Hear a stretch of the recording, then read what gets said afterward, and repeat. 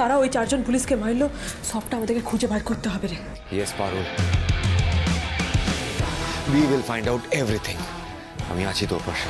এই সমস্ত জনকল্যাণমূলক কাজ পুরোটাই আই ওয়াশ।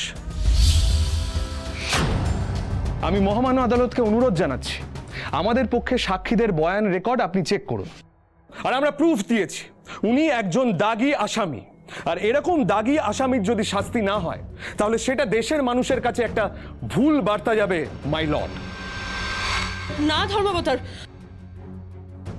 আমার মা কোনো রাষ্ট্রবিরোধী কাজ করেন লাই, আমি বিশ্বাস করি লাই সেটা। আমার বিশ্বাস মাকে কোনো মিথ্যা মামলায় ফাঁসানো হয়েছে। আমি আপনার কাছে হাত জোর করছি ধর্মাবতার, আপনি দয়া করে আমাদেরকে একটু সময় দেন। আমি মাকে নির্দোষ প্রমাণ করবার লিগে এই আদালতে নিজে প্রমাণ নিয়ে আসবো। সেই সময় দেওয়ার কোনো প্রশ্নই ওঠে না মাই লর্ড।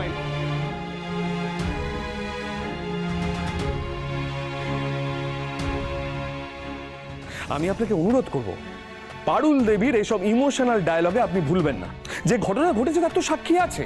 গায়ত্রী রায় রাষ্ট্রের চোখে একজন ক্রিমিনাল, আর ওনার একমাত্র শাস্তি যাবজ্জীবন কারাদণ্ড।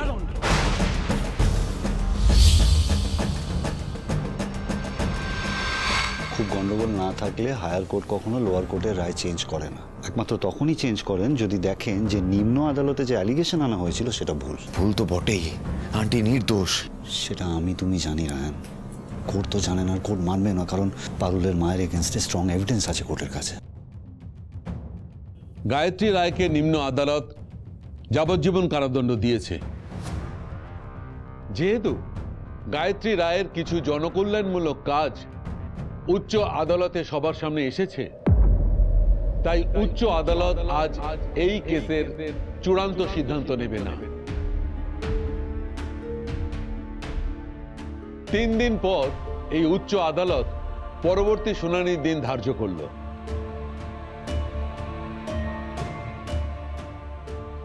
তার মধ্যে যদি গায়ত্রী রায় নিজেকে নির্দোষ প্রমাণ করতে পারেন তাহলে অবশ্যই সসম্মানে মুক্তি পাবেন, আর যদি সেটা করতে না পারেন তবে নিম্ন আদালতের রায় অর্থাৎ যাবজ্জীবন কারাদণ্ডের সাজাই বহাল থাকবে। The court is adjourned for the day.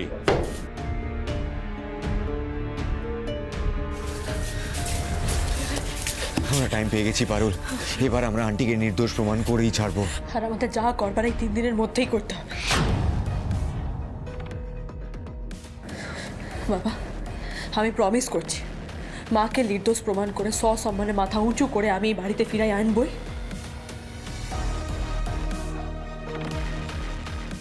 আর তার সাথে এই গোটা কনস্পিরেসিটার পেছনে কারা রয়েছে সেটাও আমি খুঁজে বার করব। রায়ন, আমাদের ইমিডিয়েটলি সাউথ ইন্ডিয়া যেতে হবে। ওখানে অ্যাকচুয়ালি কি ঘটেছে, কারা ওই চারজন পুলিশকে মারলো সবটা আমাদেরকে খুঁজে বার করতে হবে রে। Yes Parul, we will find out everything. আমি আছি তোর পাশে। আমি আমার সমস্ত কানেকশন কাজে লাগাবো। আমরা সবাই মিলে প্রমাণ করে দেবো যে গায়ত্রী নির্দোষ। হ্যাঁ পারুল, তোমরা সাউথ ইন্ডিয়া যাও, আর আমরা এদিকটা দেখছি যদি কোনো প্রমাণ পাওয়া যায়।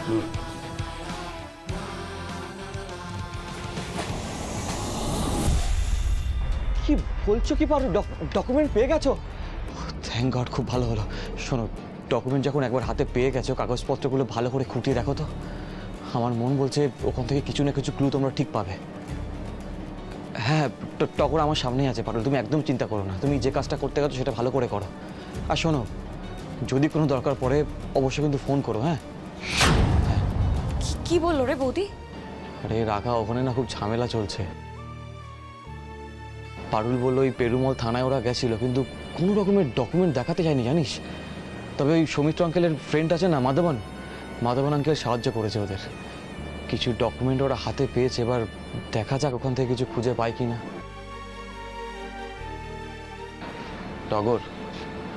টগর তোমার দিদি কিন্তু অনেক দূর এগিয়েছে। আশা করি গায়ত্রী আন্টিকে খুব তাড়াতাড়ি ফিরিয়ে আনবে। হ্যাঁ, তুমি কিন্তু একদম চিন্তা করো না। খাও।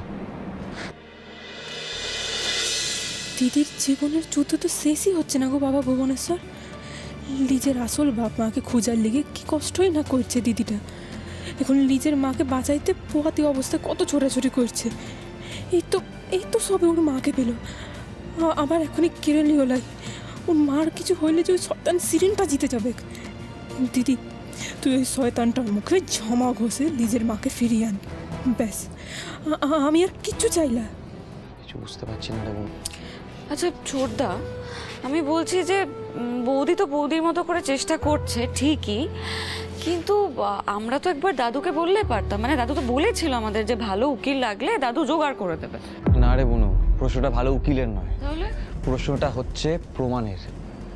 গায়ত্রী আন্টির এগেনস্টে এমনভাবে পুরো ষড়যন্ত্রটা করা হয়েছে না, যতক্ষণ না পারুল এটা প্রমাণ করতে পারছে যে গায়ত্রী আন্টি নির্দোষ, কোনো উকিলই কিছু করতে পারবে না।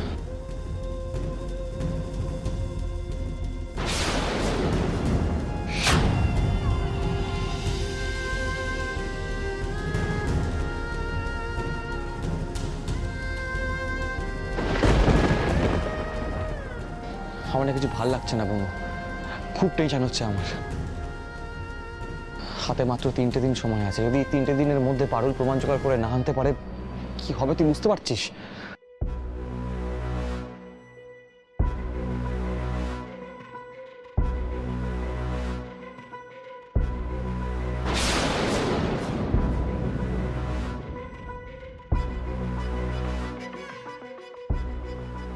সর্বনাশ, এদিকে তো ধূপ জ্বলছে। মলার তো এক্ষুনি ছাকা খাবে। ওকে ওকে কি করে সরাই?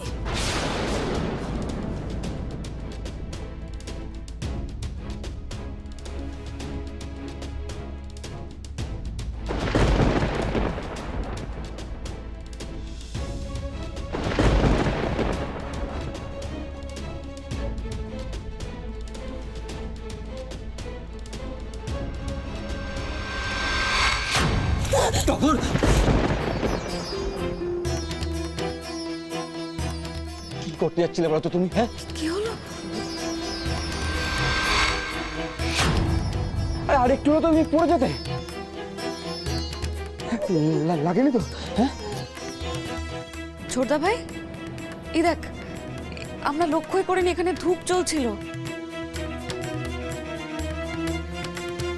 ও তোকে সরিয়ে দিল ধাক্কা মেরে যাতে তুই ছাকা না খাস।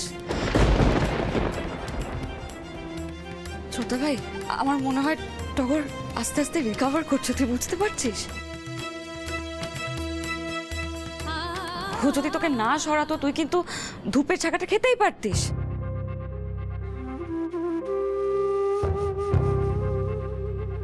টগর আজকে তোকে প্রোটেক্ট করার জন্য অন্তত নিজের পায়ে যে এইটুকু ভর দিল, এটা কিন্তু অনেক বড় ছোটদা ভাই। আমার বিশ্বাস তুই দেখিস, টগর আস্তে আস্তে ঠিক হয়ে যাবে।